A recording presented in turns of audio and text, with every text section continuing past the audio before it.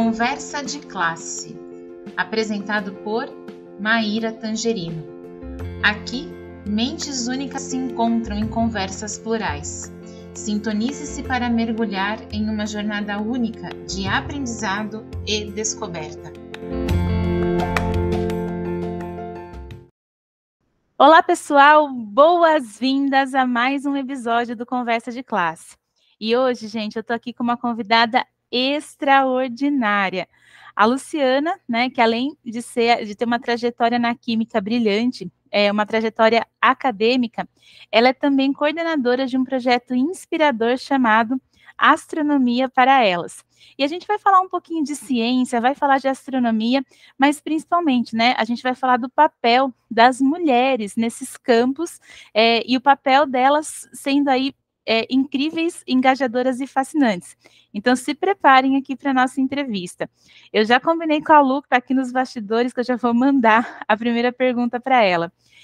Luciana, seu percurso na química, ele é fascinante. E agora você está à frente do projeto Astronomia para Elas. Eu queria saber um pouquinho como que surgiu a ideia desse projeto e qual que é a importância de promover a astronomia especificamente para o público feminino. Professora Luciana, seja bem-vinda ao Conversa de Classe. Oi, Maíra, eu agradeço muito a oportunidade de estar aqui falando um pouco desse projeto, que é algo que tem motivado muito, né, o meu trabalho e de outros parceiros que eu tenho aqui. Mas a minha história na astronomia, ela é um pouco por acaso, eu diria, né? Eu começo a minha trajetória na química, eu sou formada pela UEL, então fiquei no Paraná, né, a maior parte do tempo, sou do Paraná, e há 10 anos atrás eu vim para o interior de São Paulo, né, quando eu vim trabalhar no Instituto Federal de São Paulo. Quando eu venho para cá, a gente ainda era um campus pequeno, que estava começando, e eu acabei me dedicando mais a cargos de coordenação, e passei bastante tempo trabalhando mais nesses cargos mais gerenciais, com processos mais burocráticos. Então, há 2 anos atrás, quando eu me afasto mais desses cargos, e aí quando eu estou vendo, né, em que dedicar a minha carga horária, a gente tem aqui já no campus, desde 2020, um projeto chamado Astronomia para Todos. E aí nunca foi o meu grande foco a astronomia, mas é um professor com quem eu tenho bastante relação, e aí eu fui conversar com eles, de repente eu não poderia colaborar com esse projeto, né? Então a gente começou com uma ideia completamente diferente do que existe hoje, né? A ideia é que eu trabalhasse um pouco mais da astroquímica, que seria os conceitos de astronomia voltado para a área da química, mas nesse primeiro ano de trabalho surge um edital que é chamado aqui em São Paulo de Meninas nas Exatas. E esse edital, ele pretende aproximar as meninas das áreas de exatas. E isso traz para a gente uma nova perspectiva. Então, a partir daí, então, a gente cria o Astronomia para Elas, que eu passo a ser coordenadora, que ele é um projeto, a gente diz que é um projeto irmão da Astronomia para Todos. A gente usa a astronomia como a nossa base de engajamento científico, né, os conceitos de astronomia, a gente trabalha tanto questões mais simples, voltadas, por exemplo, para os conteúdos da Base Nacional Curricular, né, pensando em conteúdos de ensino fundamental, e aí a gente vai para as escolas para fazer essas ações, mas a gente também trabalha, às vezes, conceitos, né, tenta trabalhar conceitos mais complexos. Hoje a gente já tem tentado buscar parceiros, por exemplo, para desenvolver conhecimentos, né, no sentido de trabalhar com direito espacial, trabalhar com astrofotografia, são todos planos que a gente tem para continuar trabalhando. E aí o Astronomia para Elas, então, surge nessa perspectiva de trazer as meninas para áreas de ciências, que a gente sabe que essas áreas costumam não ser ocupadas pelas mulheres, e, para além do letramento científico, que eu considero muito importante, também é muito importante o letramento de gênero. Então, junto com essas ações que a gente faz voltado para a aprendizagem científica, a gente também trabalha com ações voltadas para que elas conheçam políticas públicas, a importância de políticas públicas voltadas para o público feminino, para que elas entendam, por exemplo, como é que funciona uma Câmara de Vereadores, como é que funciona um projeto de lei, que elas conheçam um pouco mais sobre violência contra a mulher, que elas conheçam sobre processos seletivos, né, para empresas, né, para empregos, como é que as mulheres podem, de repente, ter algum tipo de preconceito, né? O que de fato é um preconceito de gênero. Então, a gente tem esse objetivo de trabalhar as duas coisas. Então, essa parte de letramento de gênero é uma coisa que sempre me atraiu, mas sendo da química, não era uma coisa que chegava muito para mim. E aí eu acho que a astronomia me permitiu trabalhar as duas coisas ao mesmo tempo. Então eu falo, né, costumo dizer para o professor que trabalha aqui comigo que na astronomia eu estou aprendendo ainda, né? Então, uma coisa que eu nunca imaginei na minha vida, que era manejar telescópio, fazer observação astronômica, e são coisas que aí eu vou aprendendo, né, para as ações que a gente tem feito, mas eu diria que foi bem por acaso, mas tem sido assim, tem frutificado bastante e tem sido muito legal trabalhar todas essas ações. Lu, eu estava aqui te ouvindo, né? E o nosso público aqui no Conversa de Classe é de docentes, né? Tanto mulheres quanto homens, mas eu me atrevo a dizer que tem mais mulheres aqui que nos acompanham até do que homens, mas também eu tenho um público muito grande de graduandos, né? De homens e mulheres que ainda estão na graduação e que vão ocupar esses espaços ainda no futuro. E eu até pensei muito, assim, se eu começava essa pergunta com essa frase, mas eu acho que ela faz sentido, né? Porque, infelizmente, no imaginário das pessoas, a astronomia é uma área que está associada ao masculino, né? É muito difícil a gente associar, se a gente pergunta aí para as pessoas na escola, né? Como que você imagina um cientista, né? Uma pessoa que está lá, sei lá, trabalhando na NASA, né? Pode ser que a resposta primeira seja, é um homem, né, fazendo isso. Eu queria saber como que você vê, né, os principais desafios enfrentados pelas mulheres que decidem seguir uma carreira nas ciências exatas, e especificamente aí na astronomia. Eu acho que quando você diz que está no imaginário, eu acho que esse é o grande problema, não está no imaginário, né? A realidade, ela é de fato, ela é muito cruel nesse sentido. Quando a gente pensa até historicamente, as mulheres foram apagadas, né? E não só na astronomia, em muitas outras coisas, né? Então, a gente tem, né? Se a gente pensar lá nos anos de 1900, a gente tinha a Cecília Payne, que ela trabalhava ela fez o doutorado dela estudando a composição das estrelas, e quando ela faz uma proposição que as estrelas seriam formadas por hidrogênio e hélio, que hoje a gente sabe que essa é a realidade, mas à época isso era um absurdo, porque acreditava-se que as estrelas tinham uma composição semelhante à Terra, o orientador dela diz, não, você não pode dizer isso, porque isso é um absurdo, né? E depois, né, uns 2, 3 anos depois, ele publica essa descoberta, né, que ela é válida até hoje e a gente tem isso até hoje. Então, no fundo, eu acho que isso é um resultado de muito tempo em que as mulheres não foram valorizadas, não foram reconhecidas.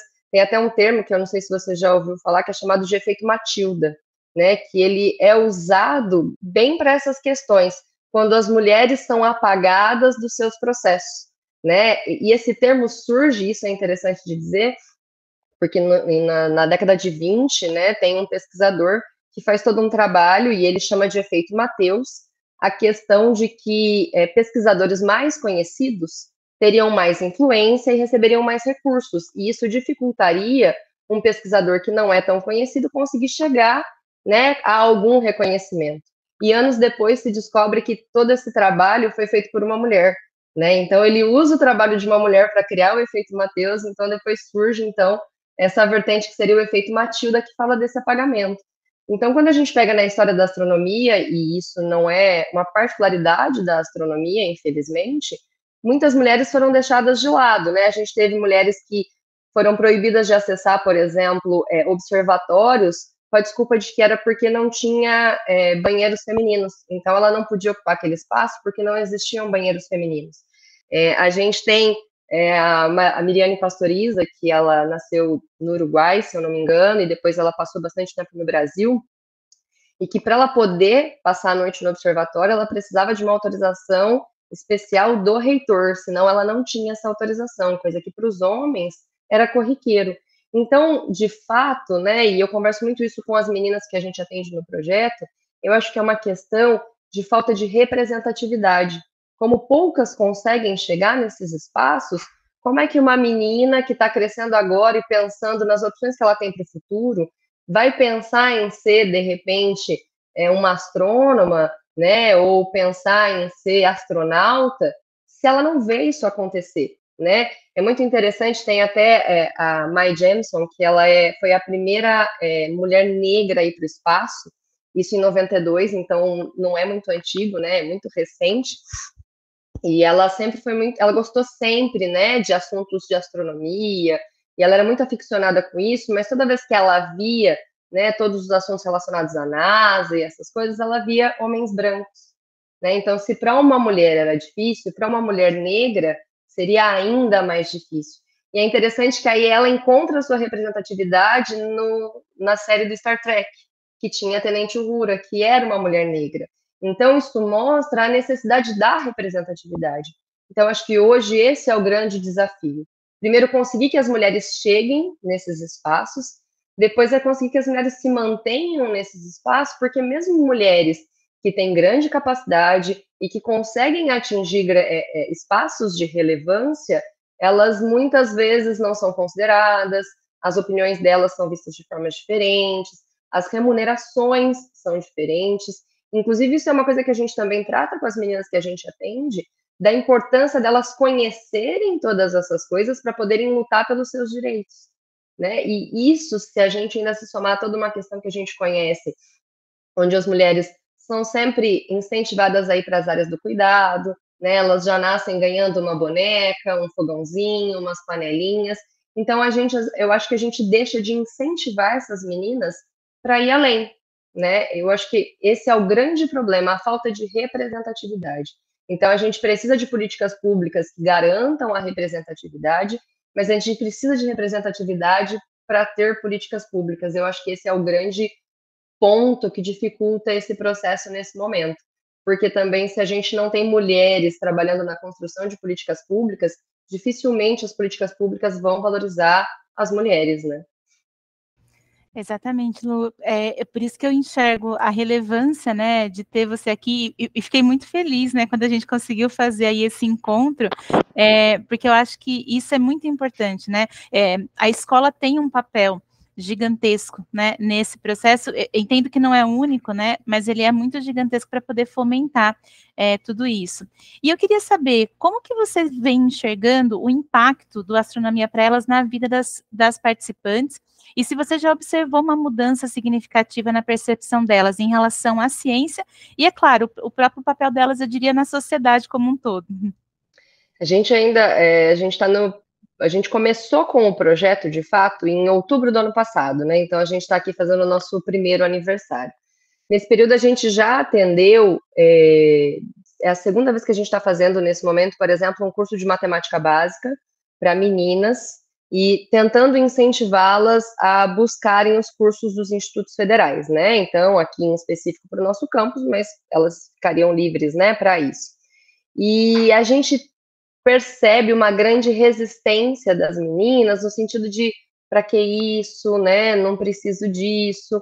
A minha perspectiva é só essa mesma, né? De terminar um ensino médio.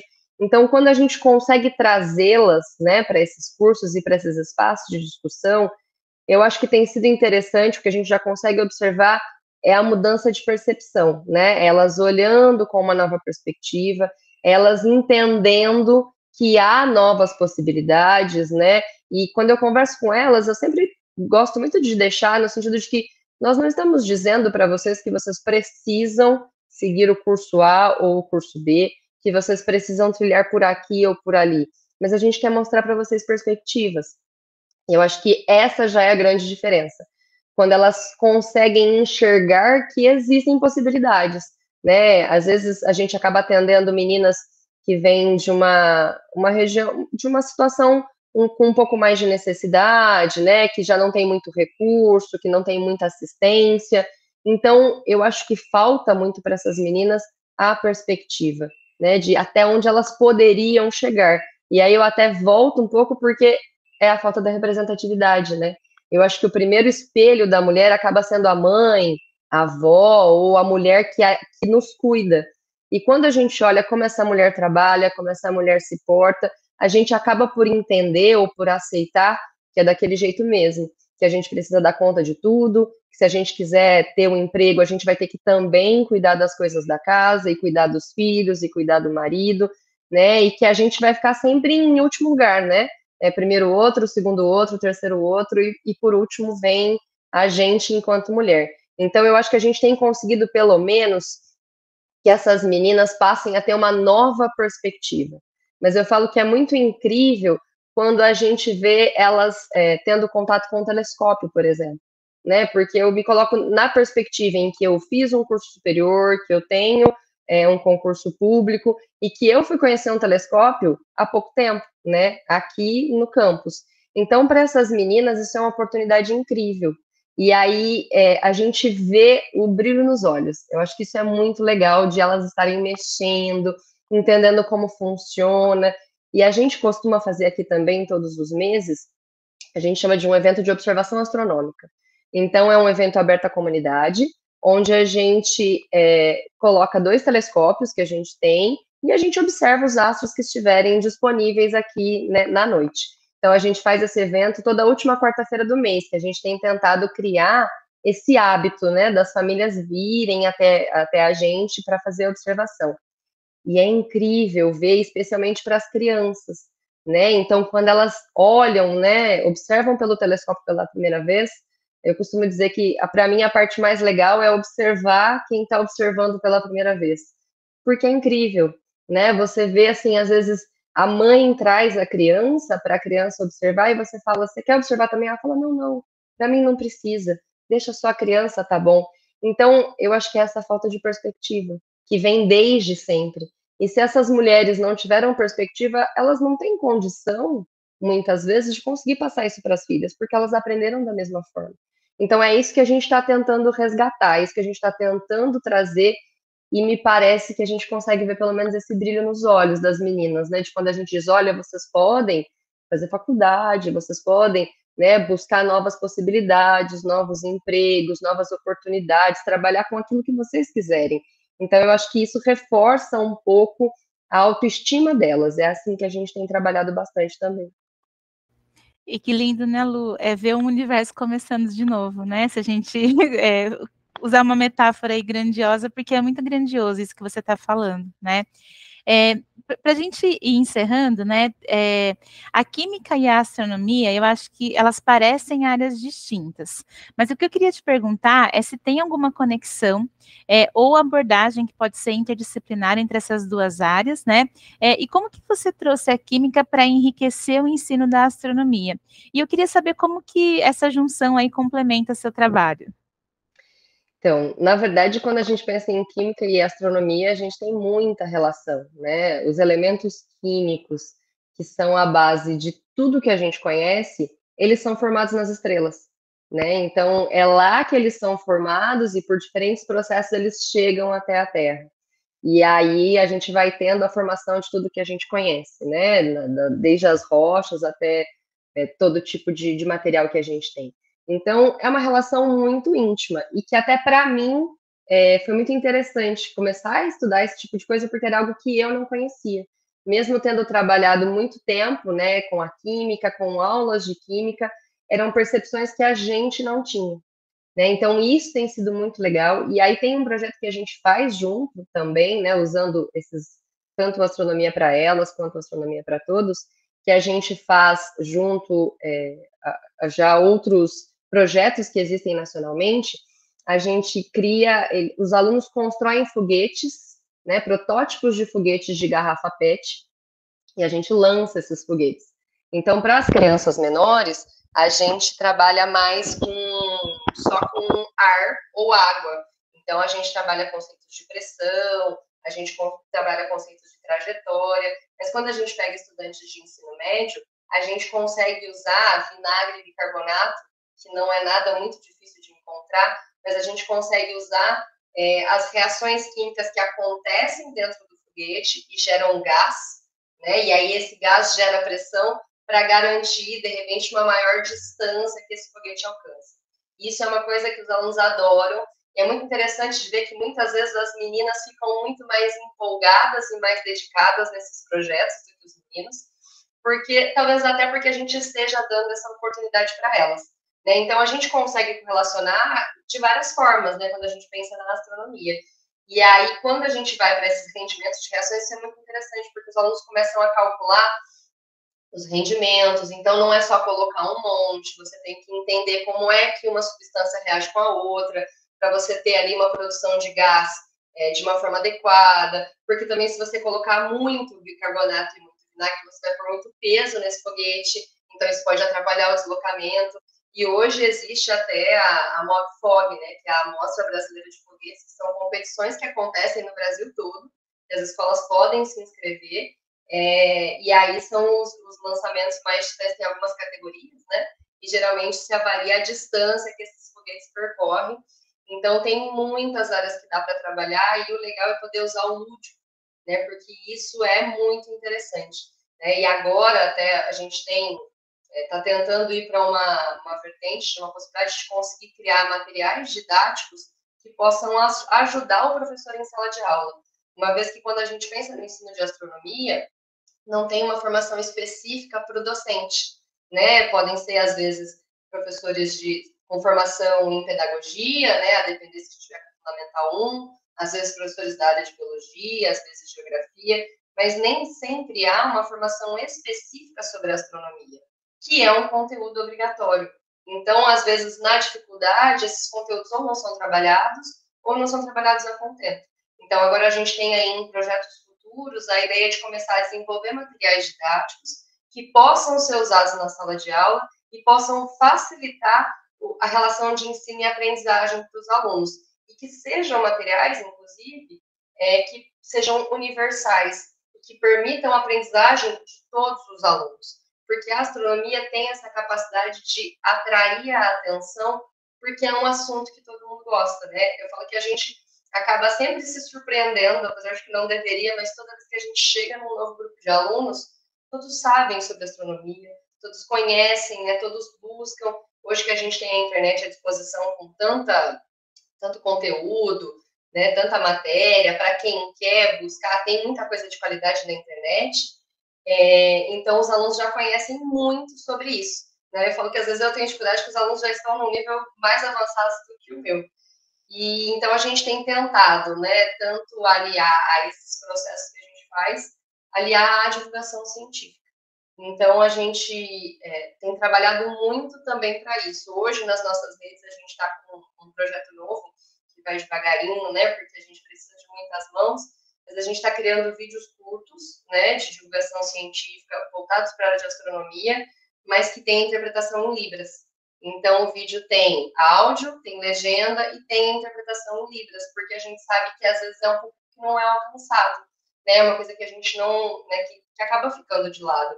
A gente sabe que a inclusão é uma pauta importante, relevante, mas não é simples de ser feita. Falta formação, falta tempo, falta muita coisa. Então, para tentar auxiliar os professores que também estão lá na ponta, né, dentro da sala de aula, a gente tem criado esses conteúdos para disponibilizar nas redes sociais, para que os professores possam fazer uso disso e, quem sabe, né, usar em um momento em sala de aula, com algum aluno específico, quando tiverem alguma dificuldade. Então, a gente tem tentado trabalhar também usando esses conceitos de inclusão. Lu, parabéns pelo trabalho, né? É um trabalho, eu me arrepiei em vários momentos aqui da entrevista, porque, de fato, né, eu vejo a relevância e a importância do que você e a equipe toda aí está fazendo, né? Eu entendo que você veio falar aqui em nome dessa equipe. Agradeço mais uma vez a presença aqui no Conversa de Classe, foi uma honra receber e obrigada pela generosidade aí em explicar para a gente conceitos que eu, pelo menos, não conhecia, talvez muitas pessoas não conheçam, e acho que vai fazer diferença. Muito obrigada mesmo, viu? Eu que agradeço muito a oportunidade, né? E eu queria também destacar, é importante você dizer, eu não faço nada disso sozinha, né? A gente tem um grande time que trabalha junto, né? Professores que são parceiros e que topam qualquer parada aqui comigo.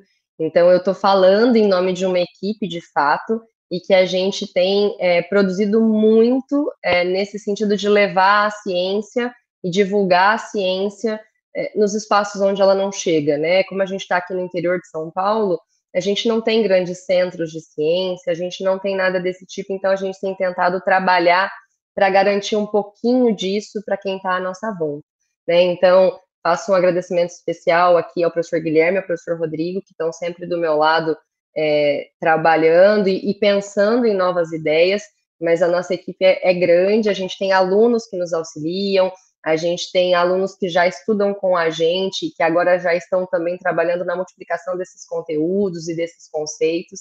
Então, é um trabalho muito bonito, e eu acho que, para mim, é um trabalho que me motiva. Então, acho que essa é a grande questão, né? É algo que eu faço porque, de fato, eu vejo sentido em tudo isso. E a gente tem uma equipe que trabalha nessa mesma toada, nessa mesma intenção. E eu acho que isso facilita muito, né? A gente costuma dizer que a gente tem o nosso caderninho de ideias, porque são muitas ideias, são muitas coisas que a gente ainda quer fazer, né? A gente está só começando, mas a gente está sempre pronto para agarrar todas as oportunidades e continuar produzindo, né? Cada vez mais. Muito obrigada, Lu, que bom, né? E parabéns aí a toda essa Obrigada. equipe. E, Obrigada. pessoal, a gente se vê no próximo Conversa de Classe. Até mais.